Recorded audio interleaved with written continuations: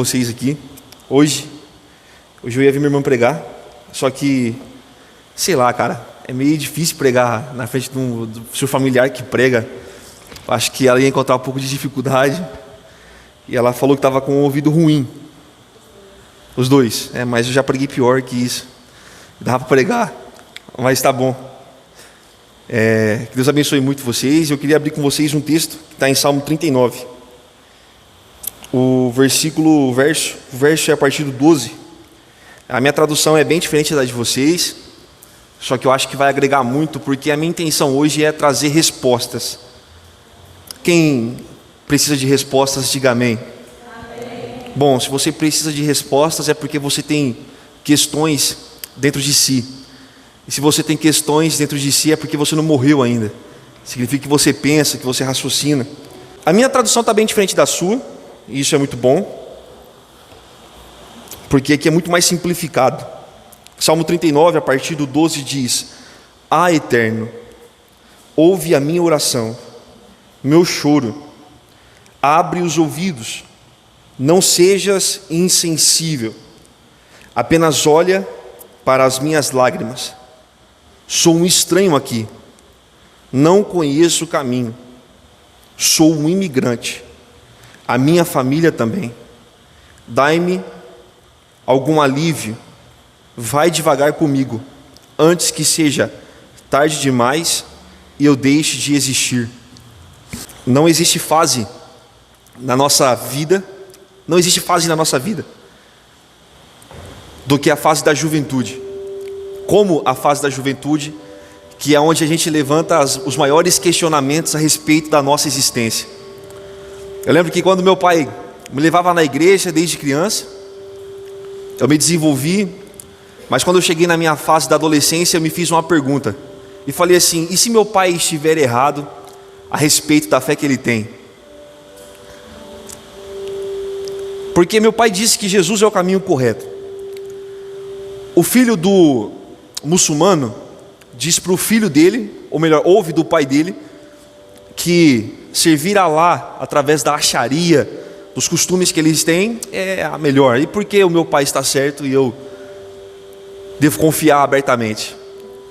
Querendo ou não, as questões que eu tive me levaram a uma convicção experiencial. O que é uma convicção experiencial? A fé que passa pela via da experiência.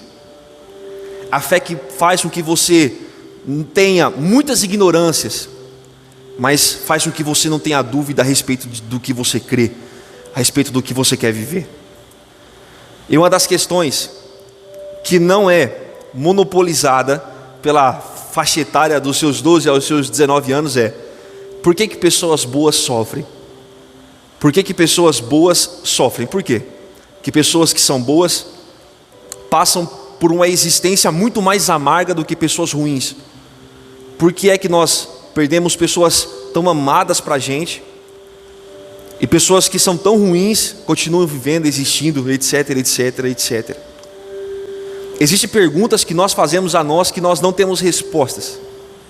E todas as perguntas que nós fazemos vai convergir em apenas um ponto: qual é o sentido da nossa vida? Já se perguntou isso alguma vez? Já ou não? Já se perguntou? Já se perguntou já, professor Tanel? Qual é o sentido da minha vida? Uma vez um jovem contou uma história a um pastor, e ele disse que um senhor de idade, ele tinha um acervo de livros muito grandes. Nós conhecemos como biblioteca. Ele tinha uma biblioteca muito grande, muito vasta, e fazendo alguns inventários, ele descobriu que faltavam alguns livros. E ele fez um inventário e descobriu que esses livros continuavam sumindo, até que diz esse jovem para esse pastor que esse ancião, esse senhor de idade, contratou uma pessoa para ficar observando o que estava acontecendo dentro daquela biblioteca. E descobriram que quem roubava os livros era um jovem.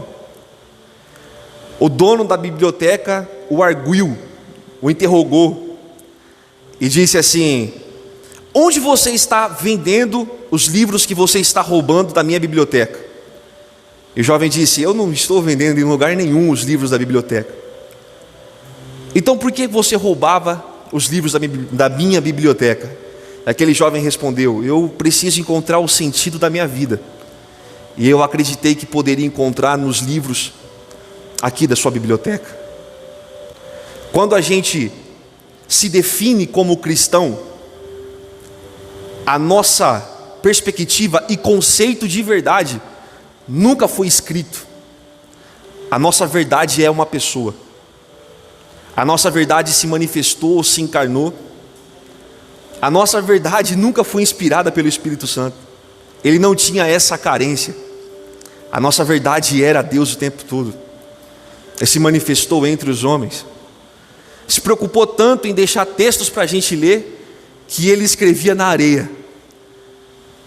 Porque na concepção de Jesus, assim creio eu, o Evangelho se manifestaria de geração em geração, de glória em glória, de valor em valor, fazendo com que a verdade pudesse se perpetuar através do convívio.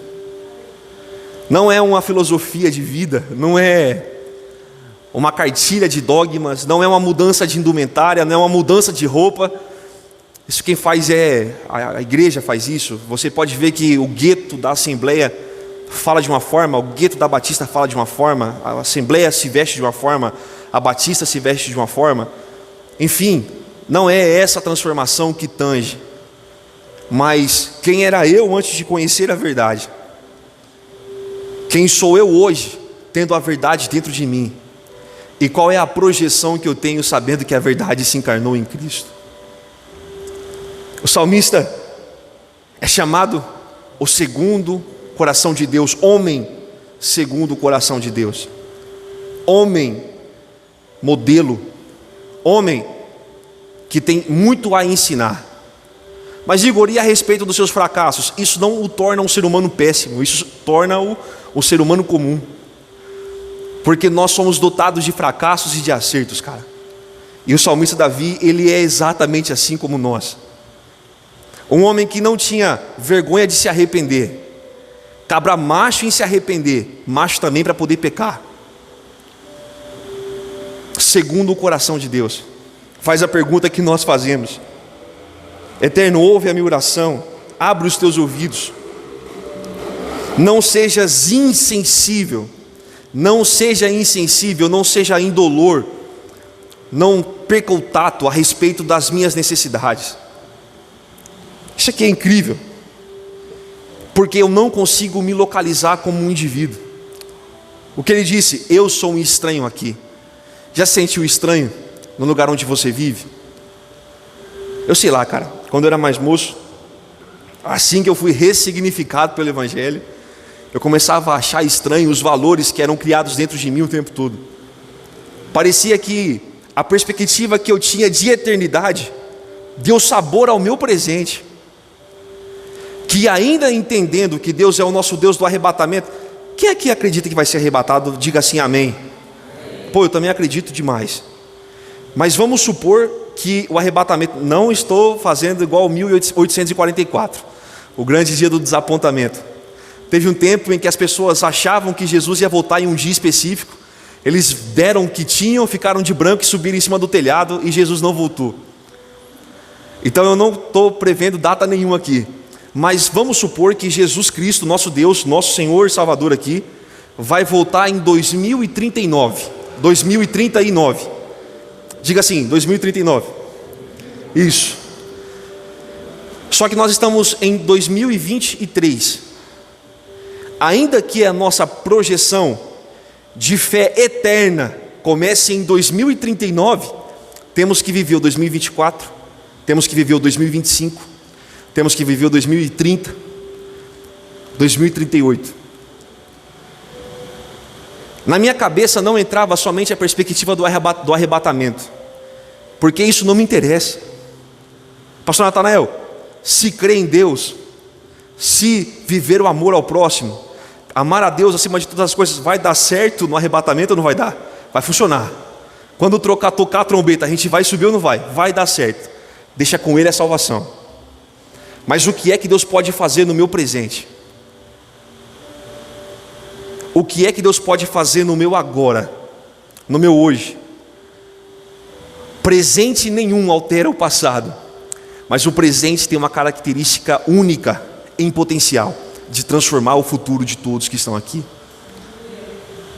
Não é a construção, ou melhor, não é pedir a Deus uma nova vida, porque é tudo isso que a gente quer.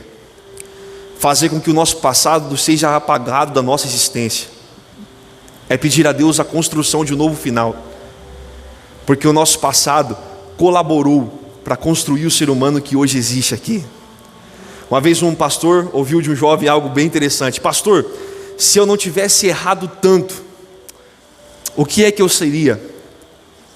Pastor, com a mente que eu tenho hoje, eu não vou errar tanto quanto eu errei.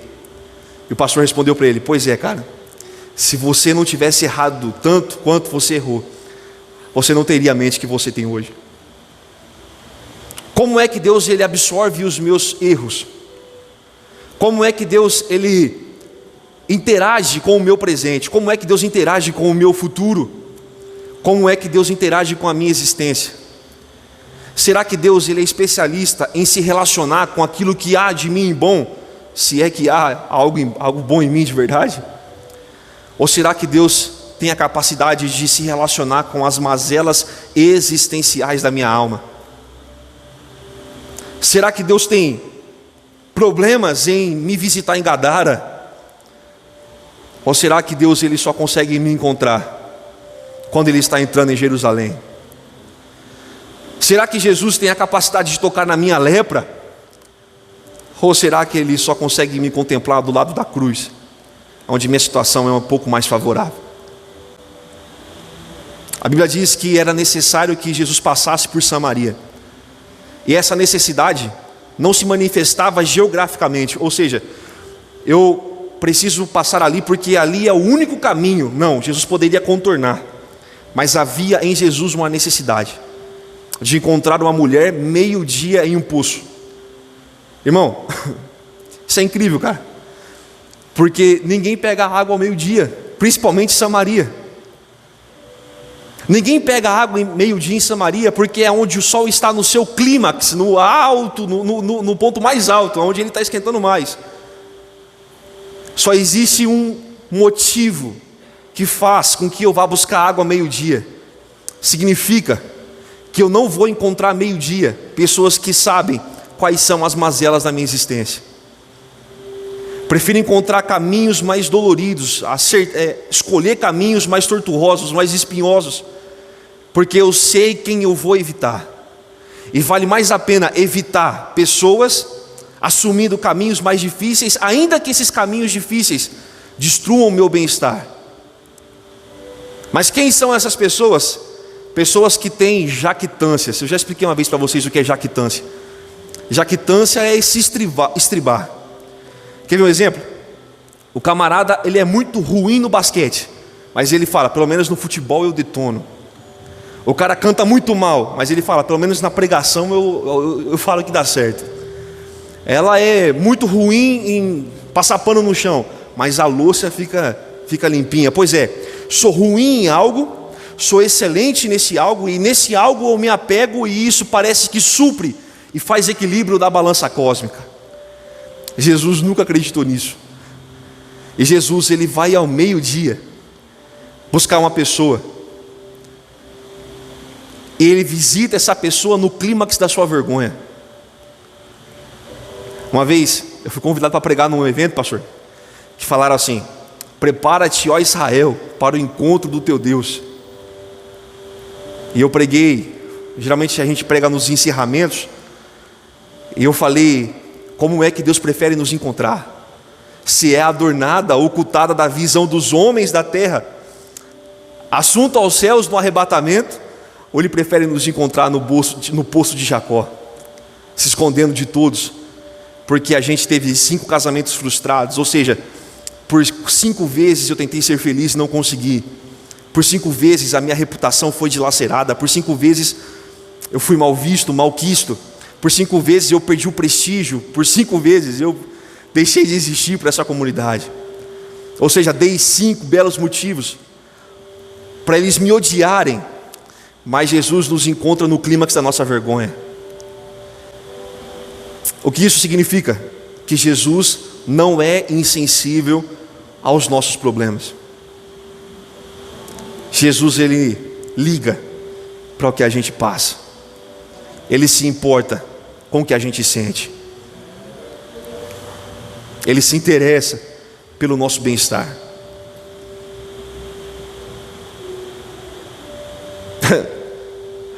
E qual é a pergunta que o ser humano tem quando descobre que o Messias está aqui? O que é que eu devo fazer? Qual é o lugar que eu devo adorar? Porque na nossa concepção, se não haver regras, não há amor. E o verdadeiro amor nada exige. Quem é pai aqui, ou mãe, faça assim com a mão. O que é que o seu filho fez para ser amado por você, cara? Ele acaba com o seu orçamento, come a sua comida, suja a fralda com a sua grana, ele mama na teta da sua mulher. Poxa, cara. O que é que o seu filho faz para ser amado por você? Poderia o ser humano ser mais instruído em amor do que o Deus que criou o ser humano? O problema é que a gente julga o mundo com a nossa perspectiva. Eu lembro que quando eu era garoto, eu jejuava bastante, cara. E eu jejuava mesmo. E eu tenho vergonha disso, do que eu estou falando agora. Eu jejuava todos os dias. Tá aqui minha irmã, não deixa eu mentir. 8 horas por dia para mais. Acordado, viu? Não era jejuando dormindo, não. 8 horas acordado.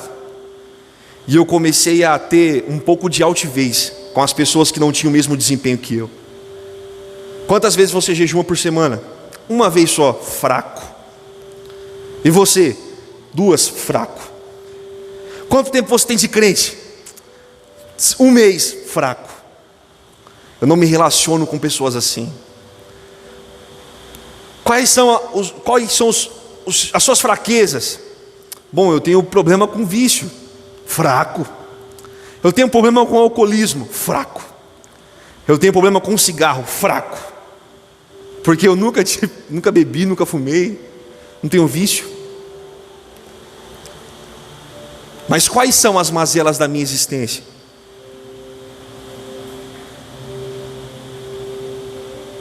Jesus, ele não tinha esse problema. Isaías diz: o Espírito do Senhor está sobre mim. Quem já ouviu esse texto, diga amém. Ele me ungiu para pregar aos cativos, libertar as pessoas que estão presas.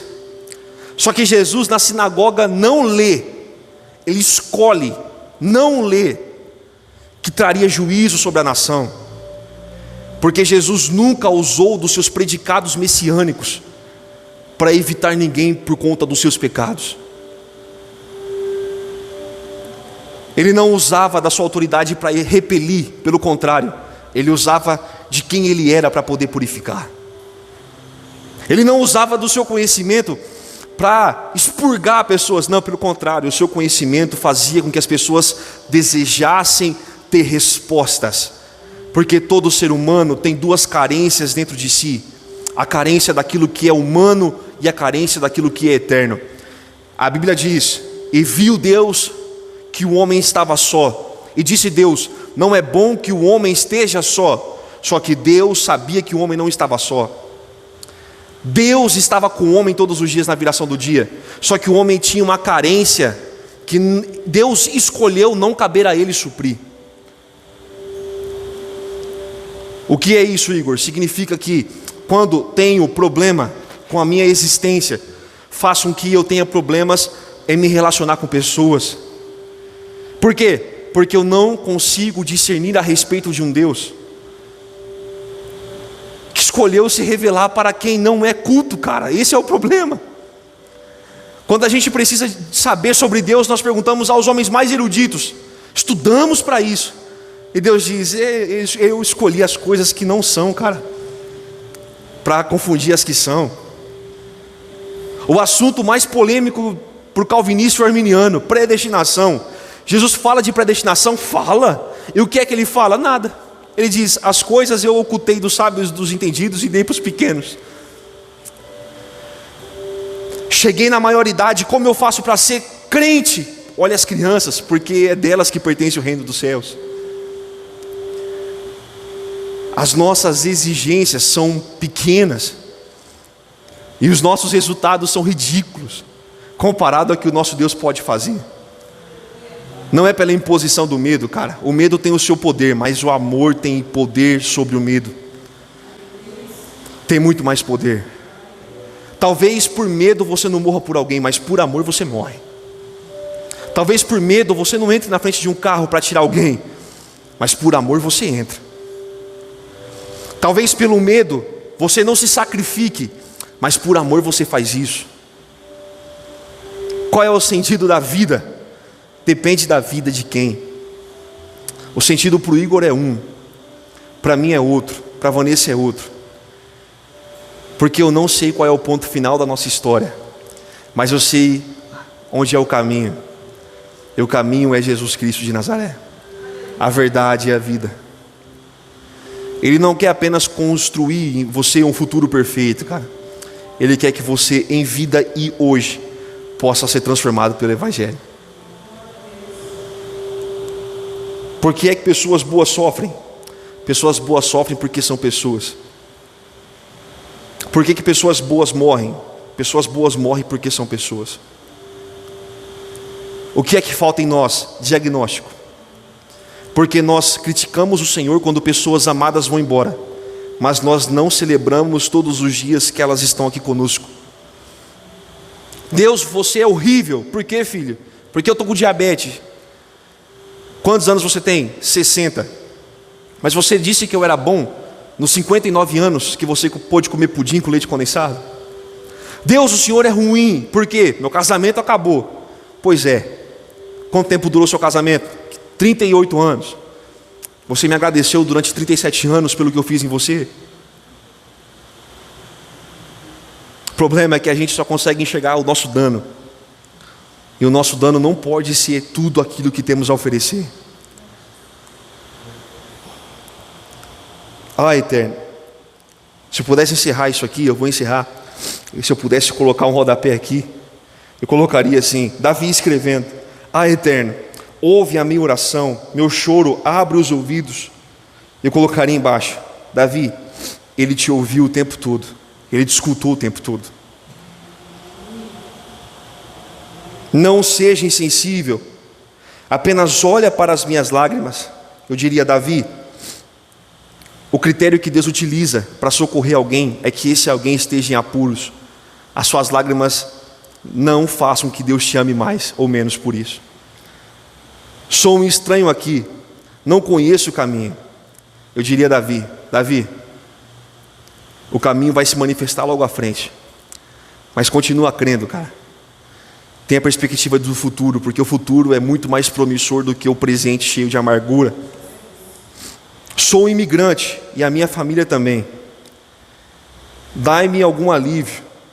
Vai devagar comigo. Eu diria: Davi, se você tem convicção que você é um imigrante e a sua família também, o alívio está na informação de saber que você é um imigrante. A nossa pátria superior tem a capacidade de sanar todas as nossas dores e os nossos problemas, Davi. Antes que seja tarde demais e eu deixe de existir. Deus quer que todo mundo deixe de existir. Davi, Ele quer que você comece a viver. E viver em plenitude. Porque o Evangelho é plenitude. Eu agradeço a minha oportunidade em nome de Jesus.